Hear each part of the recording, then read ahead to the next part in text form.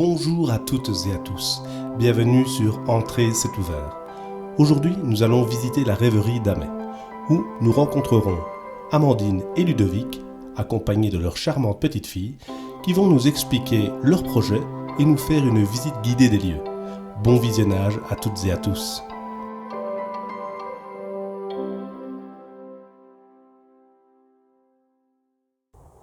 Alors, bonjour Amandine, bonjour Ludovic. Donc, vous êtes les responsables de la rêverie d'Amet. Je vais vous demander d'expliquer ce qu'est déjà la rêverie et d'expliquer un petit peu votre parcours, comment vous avez fait pour en arriver là. Bonjour, bienvenue chez nous.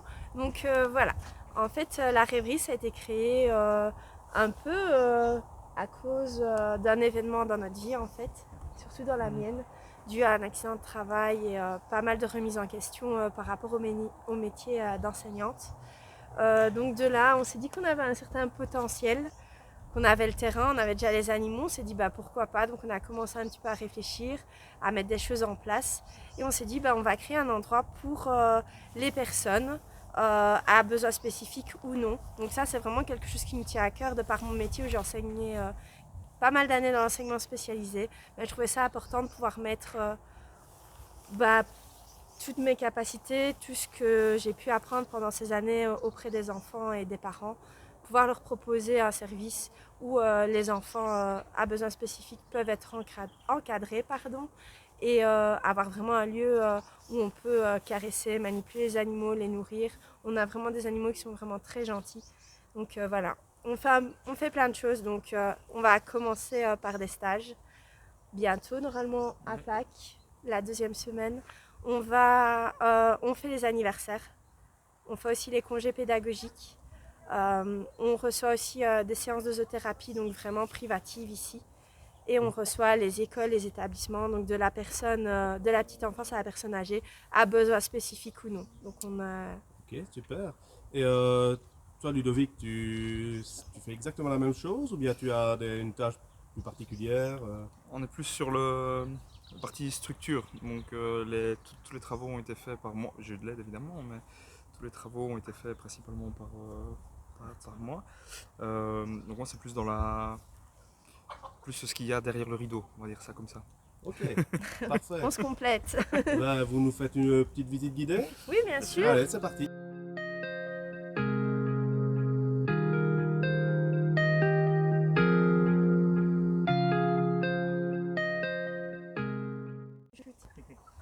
Voilà, donc en fait ici ça nous tient à cœur donc d'avoir un maximum de races.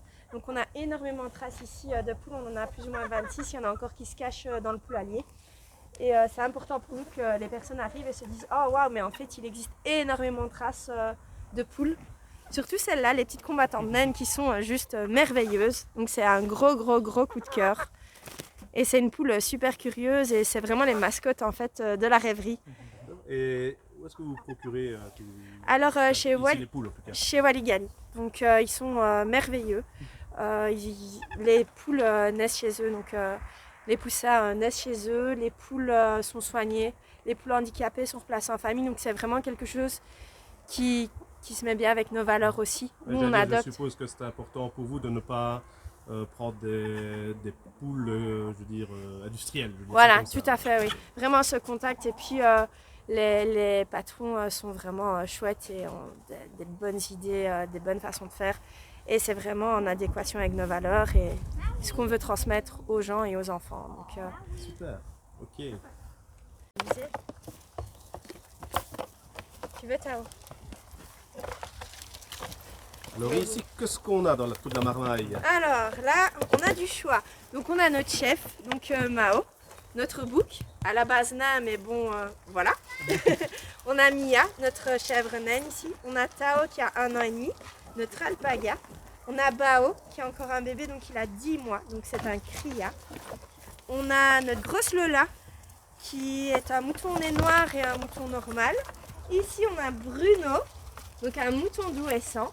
On a Bobby, un mouton douessant aussi. Et on a sa maman, Lila, qui est ici. Un mouton douessant aussi, Lila.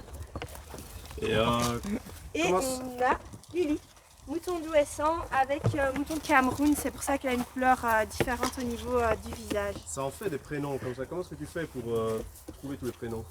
Oh bah, je regarde un peu sur internet et puis j'attends que ça, enfin on essaye qu'il y ait quand même quelque chose de joli, une continuité entre eux. Et ici, tous ces animaux ici, tu les as où alors? En fait, tous ceux qui sont ici, c'est à la Biquette dans la prairie, Ouais. pas loin de chez Waligali aussi. C'est un jeune homme qui tient ça, il est super chouette, il a de bons conseils. À part Lola, elle vient de chez Waligali. Ok. Et je suppose que ça va quand même interroger pas mal de personnes, mais les alpagas, c'est quand même pas un animal qui vit par ici. Ça s'acclimate bien, notre... Oui, tout à fait. De toute manière, ils ont de la laine, donc ils ne sauraient pas avoir froid. Ils ont un abri aussi, qui est vraiment conçu pour tout le monde.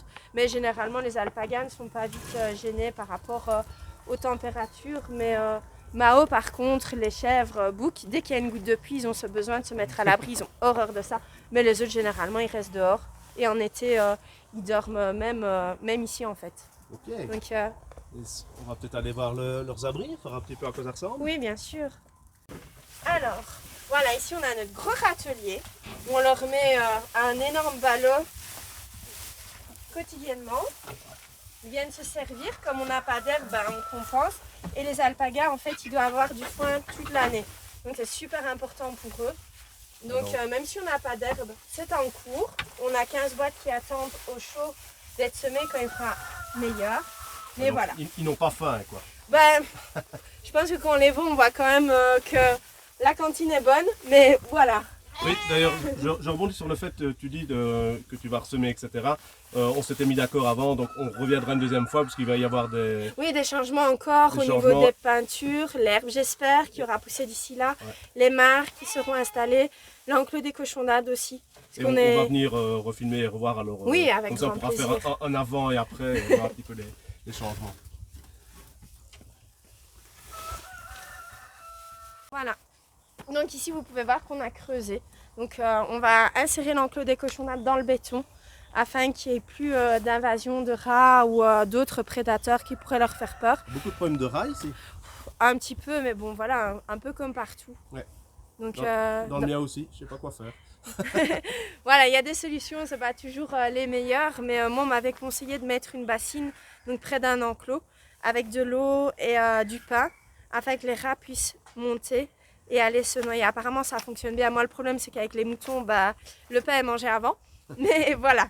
Ici c'est le futur enclos en fait, qui sera totalement grillagé et mis dans le béton pour éviter que tout prédateur puisse passer et les cochons d'Inde pourront enfin retrouver leur liberté, comme c'est un petit peu notre objectif, que les personnes viennent ici et puissent trouver des animaux en liberté et pas dans des cages ou des clapiers.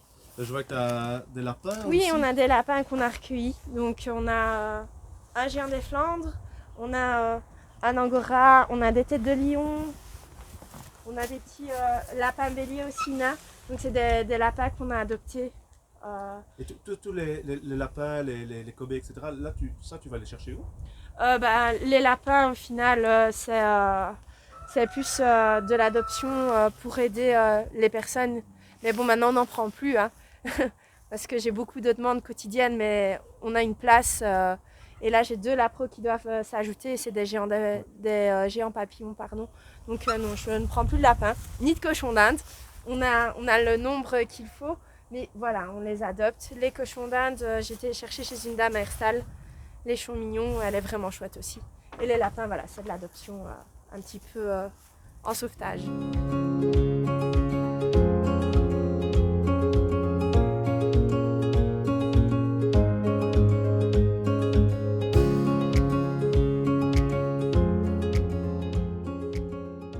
Donc, on remarque que vous avez des toilettes sèches aussi. Oui, tout à fait. Donc en fait, on n'est pas relié à l'eau ni aux égouts. Donc il fallait des toilettes, donc on s'est dit pourquoi pas, les toilettes sèches c'est pratique. Donc voilà. Donc les enfants apprécient généralement, ça leur pose pas problème du tout. Ils aiment bien pouvoir tirer la chasse, donc je leur explique un petit peu comment ça fonctionne. Ils apprécient beaucoup aller chercher les copeaux et tirer la chasse avec les copeaux. Donc c'est vraiment pas un problème pour eux. C'est un rôle que tu fais aussi, ça, sensibiliser les enfants sur le problème écologique, notamment lié à l'eau. Oui, les enfants, les parents aussi. et pour d'autres choses. Ici, on a un bidon donc, qui nous permet de laver les mains. Donc, je leur explique que l'eau, c'est précieux, qu'il ne faut pas rester trop longtemps dans le rinçage des doigts. On est en train d'installer donc, des récupérateurs d'eau aussi. Donc voilà, oui, ça nous tient à cœur et j'essaye de les sensibiliser sur plein d'autres choses aussi, sur tout ce qui est bien-être animal, la manière qu'il faut traiter les animaux, porter les poules, pour leur bon développement aussi. Qu'il y a des animaux grégaires, par exemple le cochonnade, le lapin, donner vraiment toutes les informations concernant les animaux et pouvoir leur dire ce qu'on conseille un petit peu aussi.